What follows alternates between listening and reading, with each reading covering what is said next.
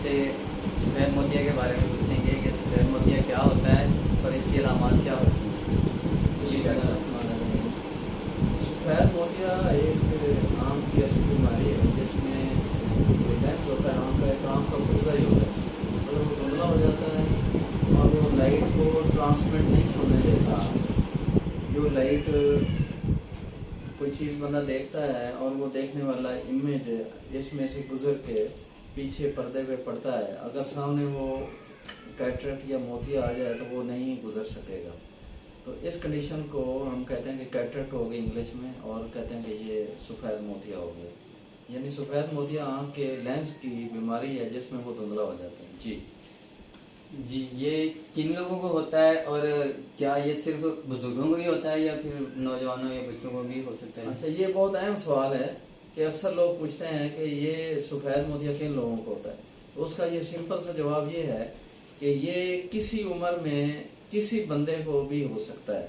एक बच्चा पैदा होता है तो बाज़ का पैदाइश के साथ भी उसको सफ़ेद मोतिया होता है, और उम्र के किसी हिस्से में भी हो सकता है। ज़रूरी नहीं है कि वो 60 साल के इंसान में होता है और 70 साल वाले में होता है और 50 वाले में नहीं होता। तो आँख की कुछ बीमारियां ऐसी हैं जिसमें वो अर्ली एज में भी हो जाता है, और जैसे मैंने कहा कि पैदाइश से लेके किसी उम्र में भी ये सफ़ेद मोतिया हो सकता है। जी जी सर, नेक्स्ट क्वेश्चन हमारा ये है कि इसका बचाव का प्रिवेंशन इसकी क्या है, तरीकाकार क्या है? देखिए, ये सफ़ेद मोतिया अगर एज रिलेटेड है तो वो तो ज़ाहिर है जो एज आएगी जिसको हम सिनाइल कैटरेक्ट कहते हैं तो उसमें ये आना ही आना है।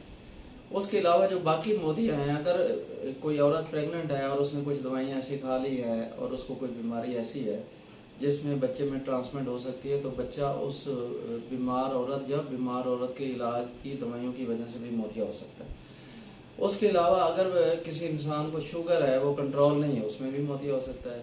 अगर कोई इंसान कोई ऐसी दवाई इस्तेमाल कर रहा है जो उसकी ज़रूरत शायद कम है और उसने खुद ही इस्तेमाल करनी शुरू कर दी, या किसी को एक्स लेके करनी शुरू कर दी जिसको हम स्टीरॉयड कहते हैं, उसने दमा के लिए या दिल की किसी बीमारी के लिए जो दवाइयाँ खानी शुरू कर दी तो उसमें भी हो सकती है, और बल्कि सफ़ेद मोतिया भी हो सकता है और काला मोतिया भी हो सकता है।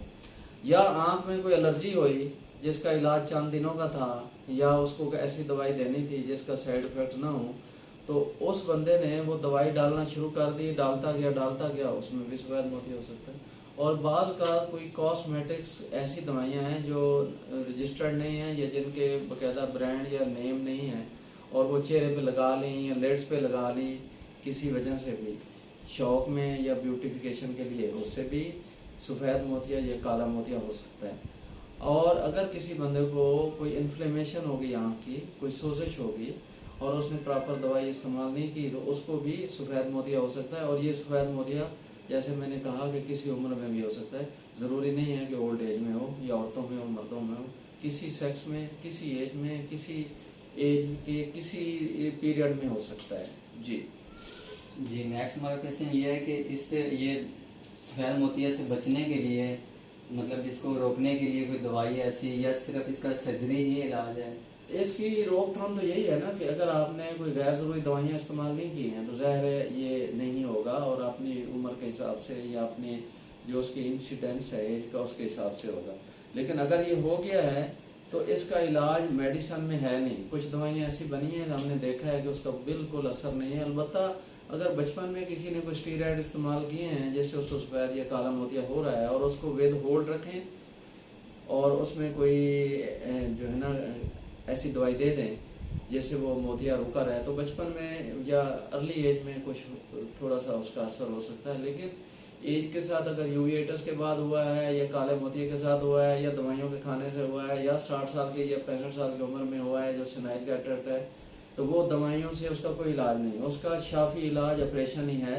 और ये ऑपरेशन आँख में सबसे कामयाब ऑपरेशन है, और जो पाकिस्तान में हो रहा है पूरी दुनिया में यही ऑपरेशन हो रहा है। तो इसलिए इस कन्फ्यूजन में नहीं पड़ना चाहिए कि यह इंग्लैंड अमेरिका में जो ऑपरेशन हो रहा है क्या वो इधर होता है नहीं होता, तो उसके बराबर या मैं समझता हूँ कि पाकिस्तानी डॉक्टर उससे अच्छा ऑपरेशन कर सकते हैं, और इसका इन ब्रीफ सर्जरी ही इसका शाफी इलाज है। जी नेक्स्ट ये है कि सर्जरी मतलब ऑपरेशन और लेंस के बारे में थोड़ा सा बता दें कि लेंस क्या है। ये जो मोतिया है, जैसे मैंने शुरू में कहा था कि जो आँख का लेंस है वो धुंधला हो जाता है तो उसका मोतिया कहते हैं।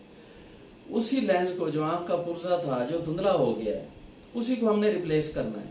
रिप्लेसमेंट का मतलब है कि जितनी पावर का वो लेंस था मिस्टर XYZ में, जितनी पावर का था वो बायोमेट्री होती है, एक कंप्यूटर होता है, उसके ज़रिए हम उसको उसका नंबर डिटरमिन करते हैं, असेस करते हैं और वही नंबर उसमें डालते हैं।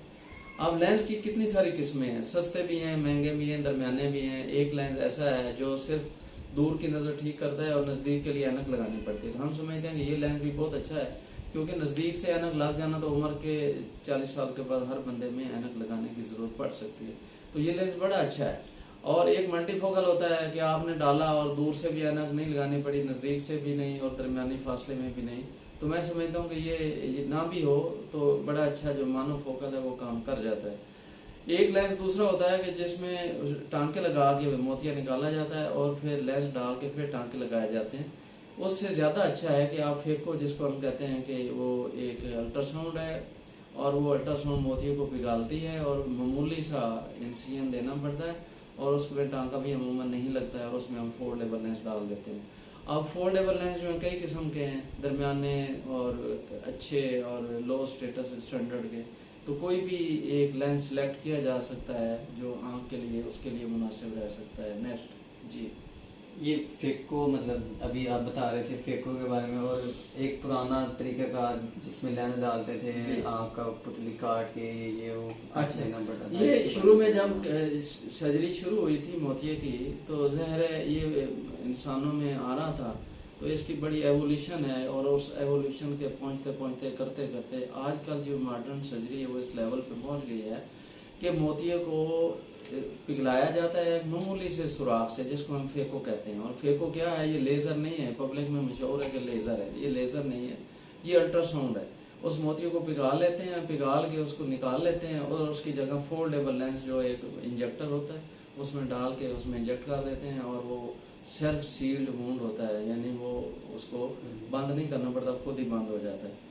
तो जो पुराना तरीका था उसमें हम काटते थे और उसमें मोतिया निकाल के लेंस डालते थे फिर उसको सीते थे।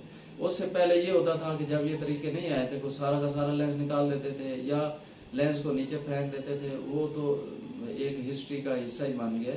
आजकल की सर्जरी ज़्यादा सेफ है और उसमें टांका या चीरा या वो ज़्यादा तकलीफ पेशेंट को नहीं होने वाली होती। पेशेंट उसी वक्त आता है और ऑपरेशन करवा के चला जाता है और वो अगले दिन ठीक होता है अगर उसकी बाकी चीज़ें ठीक हों। जी जी, बहुत शुक्रिया सर डॉक्टर साहब। Thank you so much, thank you so much, thank you.